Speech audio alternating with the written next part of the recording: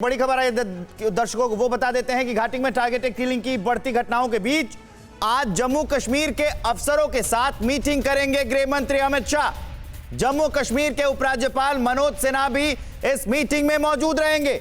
आतंक की बड़ी घटनाओं के बीच बड़े फैसले हो सकते हैं। जम्मू कश्मीर में टारगेटेड किलिंग पर केंद्र सतर्क है। सख्त कदम उठाने की तैयारी में है केंद्र सरकार। और साथ ही आपको यह भी बता दें कि जम्मू कश्मीर पर गृह मंत्री अमित शाह ने एक बड़ी बैठक की है। एनएसए अजीत डोभाल के साथ ये मीटिंग हुई है और टारगेटेड किलिंग समेत घाटी के बड़े मुद्दों पर इस बैठक में चर्चा हुई है। जम्मू कश्मीर के ऑफिसर्स के साथ मीटिंग से पहले ये बैठक हुई है। तो कल केंद्रीय गृह मंत्री अमित शाह ने एनएसए अजीत डोभाल के साथ एक मीटिंग की थी। आज भी एक बैठक होने वाली है जिसमें जम्मू कश्मीर के एलजी मनोज सिन्हा भी शामिल होने वाले हैं। एक के बाद एक टारगेटेड किलिंग का मामला घाटी में सामने आ रहा है। आतंकी नया पैटर्न फॉलो कर रहे हैं जिसमें खास तौर पर हिंदुओं को चुन चुनकर मारा जा रहा है। ये एक बड़ा सवाल है जिसको लेकर के हम चर्चा लगातार कर रहे हैं। सवाल वही है राजीव जेटली जी, एक बार फिर से आपके पास ही आना चाहूंगी। जिस तरीके का एक असुरक्षा का माहौल देखने को मिल रहा है जिसमें कश्मीरी पंडितों ने एक आपात बैठक की और उसमें यह डिसाइड किया है कि अब शायद सरकार हमारी सुरक्षा नहीं कर पाएगी, इसलिए एकमात्र चारा यही है कि अब हम घाटी छोड़ दें, जम्मू कश्मीर छोड़ दें, अपनी नौकरी छोड़ दें, अपना घर बार छोड़ दें। क्या कहेंगे उन लोगों को, आप कैसे भरोसा दिलाएंगे? दो बातें बताना चाहता हूं। पहली बात तो यह है कि आपका एक लेटर आपने थोड़ी देर पहले अपने पैकेज में दिखाया कि एक लेटर जारी किया गया जिसमें कहा गया कि कश्मीर के अंदर डेमोग्राफी बदलने की मुहिम चल रही है। और ये भारतीय जनता पार्टी इस बात के लिए बहुत वक्त से लड़ते हुए आ रही है कि डेमोग्राफी बदलने की इस देश की मुहिम चल रही है। वो डेमोग्राफी कश्मीर के अंदर बताई जा रही है जब मात्र 10,000 लोग, जिसे कहा जा सकता है कश्मीरी पंडित, वहां रहते हैं। उनसे अगर इनको खतरा है तो डेमोग्राफी इस देश की भी देखने की जरूरत है और इन राजनीतिक पार्टियों को अपना स्टैंड क्लियर करना पड़ेगा कि ऐसा माहौल क्यों बनता है। आप जो आंकड़े गिना रहे हैं राजीव, सत्येंद्र राजपूत तो आप पे अलग ही आरोप लगा रहे हैं, क्यों सत्येंद्र जी? नहीं, सत्येंद्र राजपूत मेरे पे किस तरीके का इल्जाम लगा रहे हैं? ये डेमोग्राफी बदलने की माफ कीजिए सुरेंद्र जी, ये प्रक्रिया ही कांग्रेस पार्टी से शुरू हुई। इस प्रक्रिया को अंजाम किसने दिया? कांग्रेस पार्टी ने दिया। और आज भी इसी स्टैंड पे खड़े मैं इनसे पूछना चाहता हूं, 370 और 35A के ऊपर जब हम ये बात कहते हैं, इन्होंने कहा था कि कश्मीर की सड़कें लाल हो जाएंगी, क्या ये आज भी अपने स्टैंड पर कायम है? नहीं, ठीक है, स्टैंड की बात तो अलग है। देखिए जेटली जी, हम तो ये भी जानना चाहेंगे कि आपकी पार्टी का स्टैंड क्या है। अगर वो स्टैंड है तो पार्टी उस पर कितना आगे बढ़ पाई है। ललित जी, लौट रहा हूं, हमारे साथ दो मेहमान जुड़े हुए, एक रिएक्शन ले लें सबसे। विक्रम सर, कहां गड़बड़ी हो रही है, कहां मामला जो है वो छूटता नजर आ रहा है?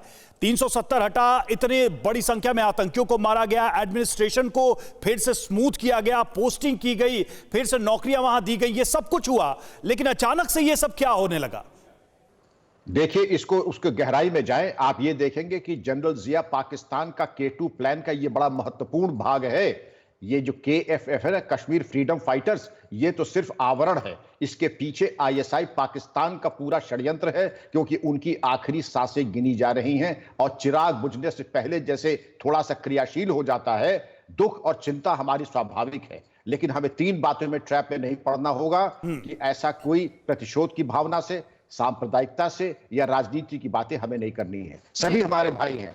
2 मुसलमान पुलिसकर्मी मारे गए हैं, उनकी भी हम श्रद्धांजलि दे दें। एक मुसलमान टीवी आर्टिस्ट मारी गई है, उनको भी श्रद्धांजलि। जो मारे गए हैं बहुत बुरा, लेकिन सोची समझी सैन्य बल एरिया डोमिनेशन जिसका ये प्लेटफॉर्म नहीं है। लेकिन अगर राष्ट्र कमर कस ले तो ये मान लीजिए 1-1 करोड़ का, राजीव जेटली जी मेरा आपको परामर्श होगा, हर चरमपंथी के ऊपर 1 करोड़ का इनाम घोषणा कर दीजिए। ये 100 ज्यादा नहीं, 100 करोड़ में आप काफी हद तक जीत सकते हैं। एरिया डोमिनेशन हो सकता है।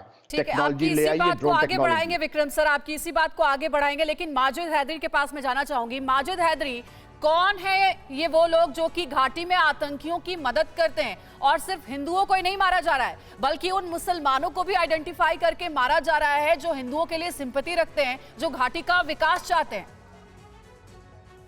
इसका लहू है कौन मरा, ए रहबरे मुल्को कौन बता। अंजलि साहब, आज कश्मीर में बहुत ज्यादा हालात खराब है, इसलिए मेरी आपसे विनती होगी कि 1 मिनट का वक्त दीजिएगा जी।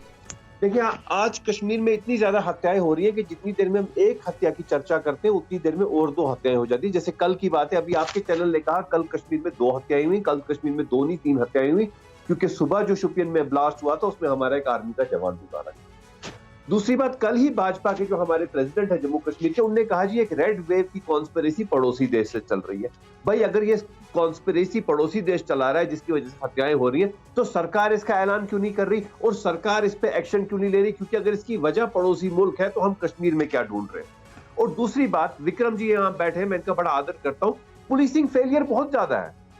आप देखिए जो बडगाम में अभी हमारे बिहारी भाई की हत्या हुई है मजदूर की, बडगाम में 15-15 दिनों बाद पिछले 1.5-2 महीने में 7 हत्याएं एक अंतर और ये 15 दिन बाद बराबर चल माजिद साहब एक अंतर है। देखिए सिक्योरिटी फोर्सेस, पुलिस के जवान हमारे आतंकियों से लोहा लेते हुए निश्चित तौर पर कई बार हम देखते हैं कि वो शहीद होते हैं, लेकिन सुनिए तो लेकिन कोई दिहाड़ी मजदूर, कोई निहत्था टीचर, कोई बैंक में काम करने वाला आदमी, उसको टारगेट किया जा रहा है ड्यू टू एक रिलीजियस आइडेंटिटी, तो वो एक क्वेश्चन बनता है। अड़ी सोमवार से शुक्रवार शाम 6 बजे सिर्फ TV9 भारतवर्ष पर।